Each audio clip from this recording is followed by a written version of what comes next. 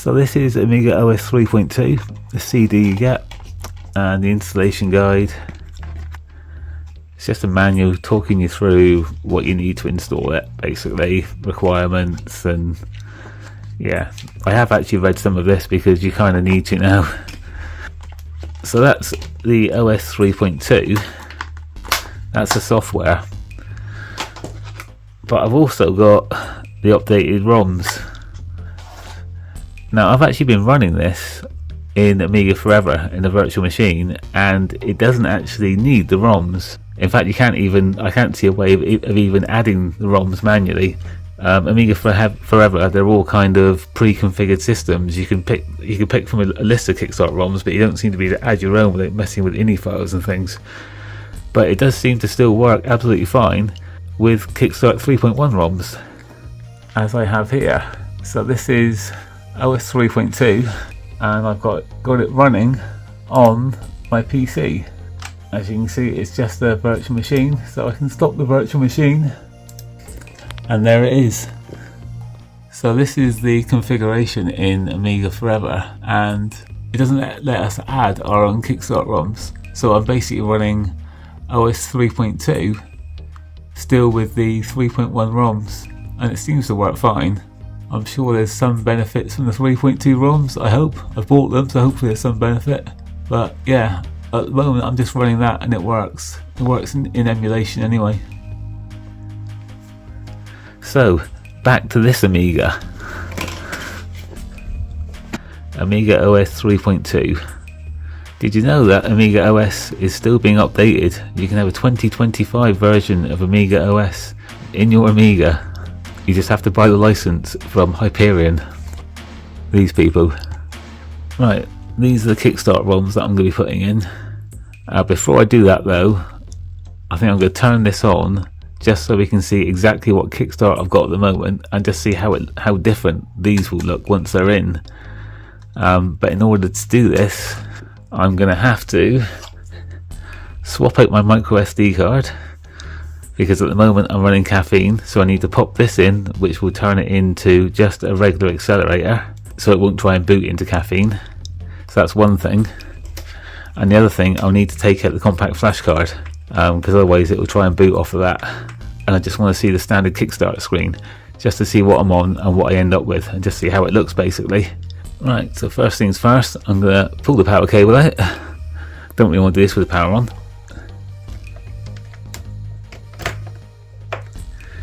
Alright, I'm going to leave the rest of the cables plugged into the back of the Amiga, because most of them are screwed in now, and it'll be a pain in the ass to try and take them out. So now I'm going to swap the SD card.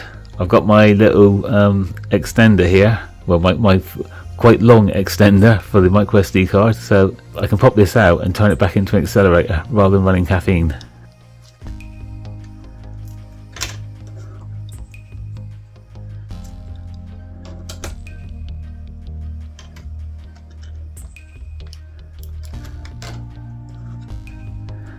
Put that back in there for safekeeping. Right, so now it won't try and load Caffeine, but it will try and load my CF card. So I need to take that out now. So my CF card is just there in my new IDE to CF holder. So if I just take that out, just like that. So now I have no CF card inside the Amiga, and I've only got the PiStorm running as an accelerator. So now when I turn it on, I should get a Kickstart screen.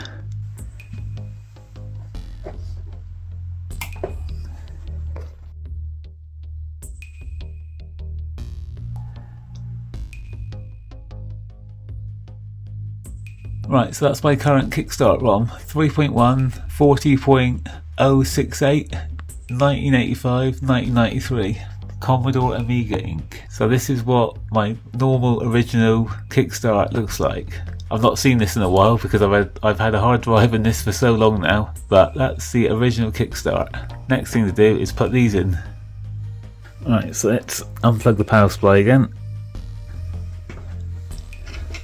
I'm going to have to remove my little plastic stop to stop my micro SD extender from going back inside, and off comes the case. So I'm going to need to disconnect the lights just under there.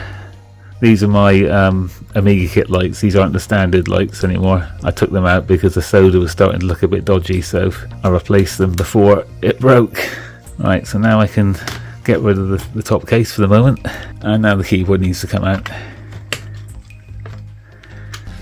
A very helpful person told me that I was taking my keyboard out wrong. I did say that I wasn't sure if the way I was doing it was the right way, but this connector here, I was just pulling the cable out of it because it just came out the first time I did it, so I just kept doing it that way. But you can actually lift it up a little bit and it kind of releases the pressure. So if we lift that up a little, just like that, and just like that, it actually releases the pressure on the cable and it comes out easier. I knew at some point someone was going to tell me that I was doing it wrong, but this time I really was doing it wrong. Right, so what we're looking at now are these two Kickstart ROMs. So this is what I need to take out in order to put the new ones in. So let's see what tools I need. Right, I'm going to give it a go with these to begin with. These should hopefully just get under the chips and leave them out. But one thing I've got to find out first is which one is the high chip and which one's the low. If we look on these, they're actually labelled. They're labelled high and low. So there's going to be a right way and a wrong way to put these in. Hopefully the stickers are up the right way, so that's helping me one way, but now I just need to know which one goes in where. So I'm just going to have to quickly look that up, I think. Right, doing a bit of research here. And we've got U6A there.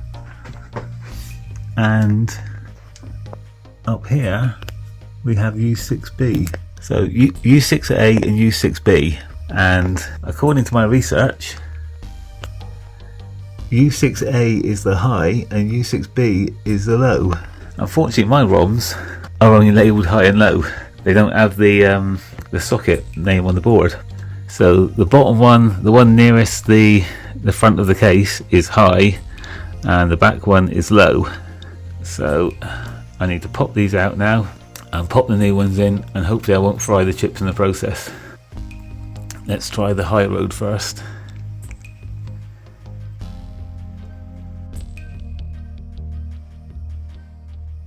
That's going to require a bit more effort than I was counting on. I was hoping it would just lift.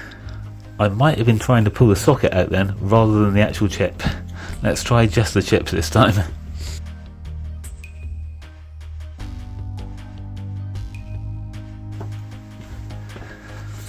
I might have to use a metal tool.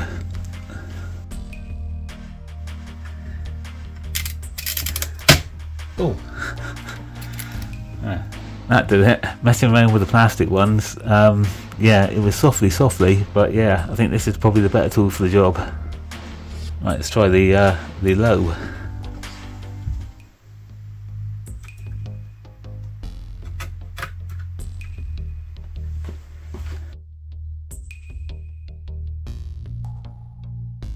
Yeah, I think this is the right tool for the job.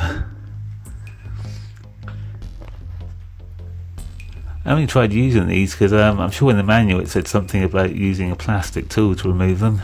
Yeah, they didn't really work. Let's try and get the low chip out then.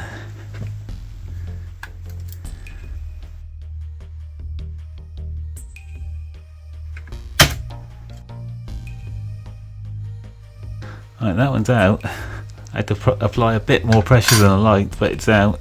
So that's the original. Oh, I've got a bent pin there now as well. That's the original Kickstart, 1992 Commodore. Right, so that's the sockets on the board. I was actually trying to pull the socket out the first time because I was too low. I wasn't looking what I was grabbing. So that's my the Kickstart sockets. So now I've just got to put the new ones in. So which is the first one that's going to come out? The high is the first one that's going to come out, so I'm going to do the high first.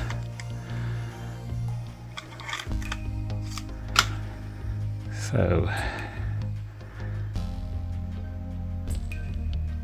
pins all look okay.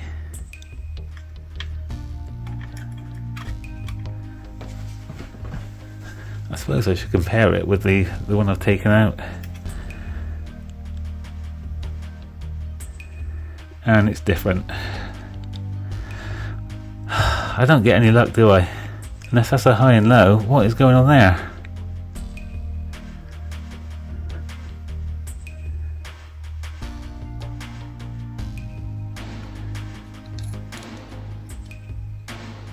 You know, these things are never easy, are they? I've just noticed that my new Kickstart ROMs, I've got an extra pin on them, and I thought, oh great, there's some variation to the board. What's going on here? Have I ended up getting like ones for a different model Amiga? Is my Amiga board like a freakish one, or an early one, or a late one? Because I don't know if you can see if I just do that, but there are less pins. Now the bottom one is the new ROM, and the top one is the old ROM. And I thought, oh great, I've managed to get the wrong ROM chips. Maybe there's a different model. But the socket does actually have enough spaces for all the pins on the new one. So maybe it's a standard size socket, and for some reason the Amiga didn't use all of them as standard. So I'm hoping I can put these in and they will actually be okay. So yeah, this is going to be a case of we'll have to find out what happens now. So that is my old one, and this is the new one. There are enough sockets for it to go in, so I'm assuming I can just push and it will go in. Right, that's actually gone in the socket now.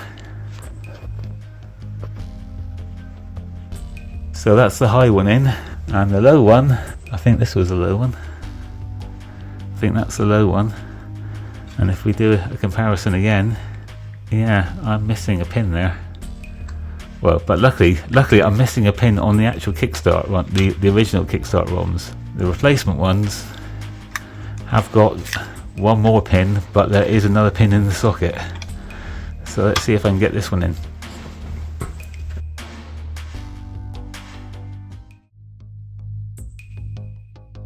Okay, the first one didn't actually go in right. Oh, this is how you break your Kickstart ROMs. Look at the state of that. Right, these ROMs, you've got to be quite careful with these. I've just managed to put, I think I had the front ones in one socket and the back ones in the other.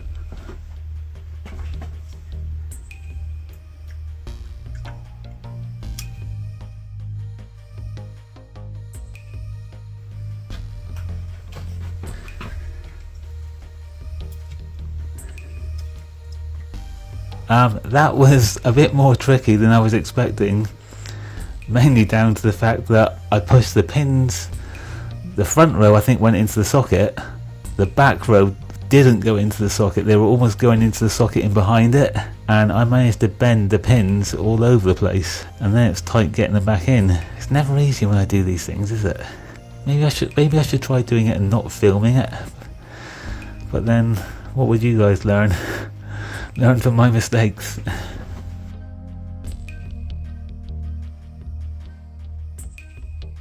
I think I'm in the board now. I had the front ones in there, but the back ones were more towards there. Hopefully I haven't damaged that chip now. Right. So here is the low one. I really hope I've put these in the right way around. Right, I'm going to be more careful with this one. Maybe when they actually burnt the chips for me, they put them in and pulled them out, and maybe when they pulled them out they've come apart a bit. It's almost like they need to be pushed in a bit.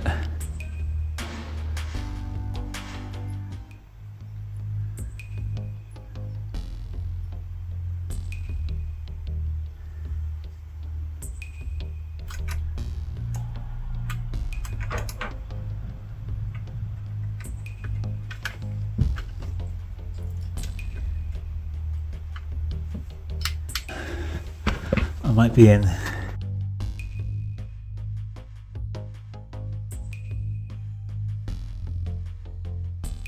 Dare I push down?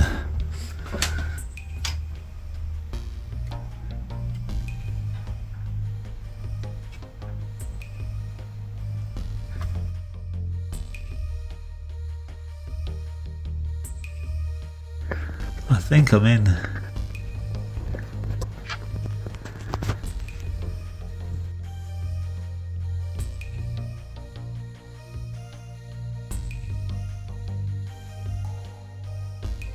That was a lot more work than I thought it was going to be, but isn't it always? I think I'm in. Let's put it back together and find out.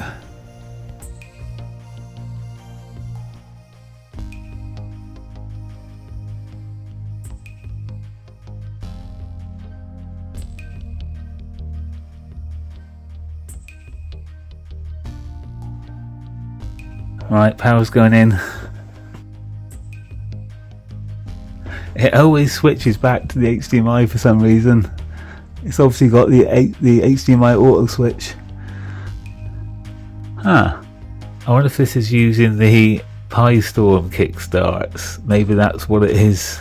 Maybe it's the PiStorm overriding it. So I'll probably need to take the PiStorm out. Right, now I have no PiStorm. It shouldn't see the PiStorm, so it shouldn't know what to do with it now it's not connected. Well, now the memory card's not in. So let's see what I get now.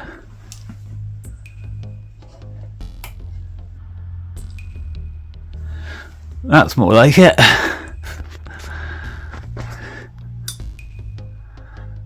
Kickstart 3.2 47.115. So obviously what happened just now, when I thought I was seeing the Kickstart that was inside this, which was those, what I thought was seeing was that, I was actually seeing the PiStorm. So I'm probably going to have to load, if I want to use Kickstart 3.2 with the PiStorm, I'm guessing I'm probably going to have to put the ROMs for 3.2 onto the SD card, which will be interesting because I have problems unless I used a particular Kickstart on that. But I do now have the Kickstart 3.2 ROM, in the Amiga at least. But presumably now, as soon as I put my PiStorm in, it's going to bypass this and disregard what's in there. Interesting. You learn a new thing every day. So the next step then will be to install OS 3.2.3. I suppose really I should put the compact flash card back inside just to see what happens with Workbench when I boot it up. And I'll put the compact flash card back in.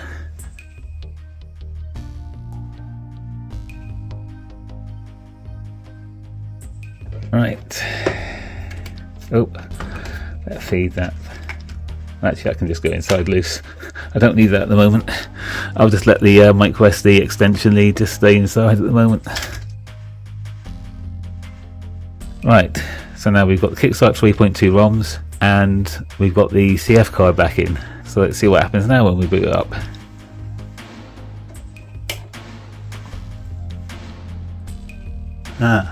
I'm back to this error. I wonder if this, because the PiStorm's not actually doing anything now. It shouldn't be trying to use the PiStorm. Maybe I need to actually unplug the PiStorm to get it to boot into Workbench using the new ROMs. I'll give that a go. Let's try that. Right, so I've taken my PiStorm out again. So let's plug my keyboard back in again. Close the lid again. Right, so now we don't have a PiStorm in. We've got the new ROMs. So is anything going to interfere with it starting up now? Is it could be the version of Workbench doesn't like those ROMs? We'll see. So we're now going to try and boot up without the PiStorm installed at all. The Kickstart 2 ROMs. So my Workbench just doesn't want to boot now using those ROMs. That's interesting. I mean, I was planning on redoing my Workbench install anyway, so I'm assuming if I have the PiStorm back in with the SD card in, it should load the other version of Kickstart and it should let me use it normally for the moment. So let's try that then. Right, now, so where I've ended up with them is I've got the new ROMs in the Amiga. There's the old ones. So the new 3.2 ROMs are in there and they work fine, but my version of Workbench, which I've got on my compact flash card, won't boot up with it in. If I reconnect the PiStorm up, so the PiStorm is just working as an accelerator now, the PiStorm uses the Kickstart ROMs I've put on there and disregards what's built into the machine, and it boots up just fine. So with my current install of Workbench 3.1, it will boot up fine, but like I said, I am now bypassing those new ROMs I put in. So as long as I can get back into caffeine, I'll be fine for the moment until I actually get around to installing Workbench 3.2. So now I need to swap out my micro SD card and see if it boots back into caffeine and again disregards those new ROM chips I've put in. So that's the next thing I'm going to try. Right, I've swapped the micro SD card out, so I'm just going to turn it on and hopefully we'll boot straight into caffeine without any issues. So we're seeing the purple PiStorm logo, which I guess means it's booting off of that rather than the CF card. So that's promising so far. Oh, and there we go. So that will be also disregarding the new ROM chips I put in. Yeah, so basically I put 2 new ROM chips in this now, and the Amiga is completely disregarding it at this point.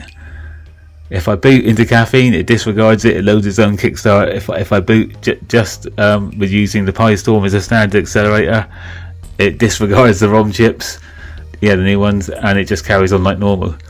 So at least at the moment I can carry on like normal, but my workbench won't boot up at the moment if I just have the 3.2 ROMs in and disregarding the PiStorm. So that's something. But luckily I didn't wreck the chips, despite the fact I bent my ROM chips, and despite the fact that they had more pins than these had on them. I haven't broken anything yet. I've got the ROM chips installed, just at the moment the Amiga's completely disregarding them. So the next step will be to install OS 3.2. But after all the messing around with the ROM chips, I think that will be for another video. So coming up will be me installing OS 3.2. So I suppose the question I need to ask myself now is, did I really need to get the new ROM chips? Given the fact if I'm using the PiStorm, I can load whatever version of Kickstart I want onto it. I could have just bought OS 3.2 and just loaded the 3.2 ROMs onto the micro SD card, and it would override what's in the Amiga anyway. So I'm not sure I actually needed to go to the effort of actually buying these ROMs and installing them, because if you're using the PiStorm, you can bypass them anyway. I guess if you've got a regular accelerator in there, then yeah, then maybe that it would be worthwhile having the ROMs. But yeah, I'm not sure it was actually worth my while putting them in. I'm not sure I really need them. Time will tell, I suppose, but we shall see. We shall see as I delve deeper into this Workbench 3.2 saga.